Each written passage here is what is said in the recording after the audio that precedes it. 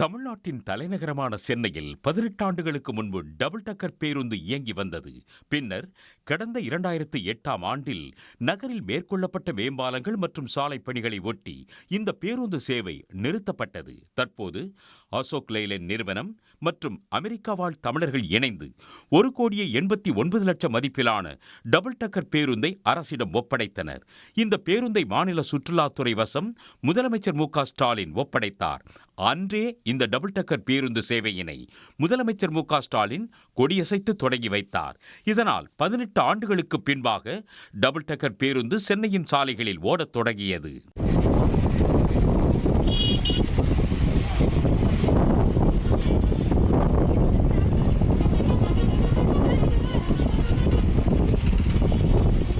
இதனிடையே கெல்லிஸ் ராயபுரம் அரசு காப்பகங்களில் தங்கி பயிலும் மாணவர்களை ஏற்றிக்கொண்டு இன்று அந்த டபுள் டக்கர் பேருந்து அண்ணா சாலையின் வழியாக கடற்கரை சாலை வழியே பட்டினப்பாக்கம் வரை பயணித்தது.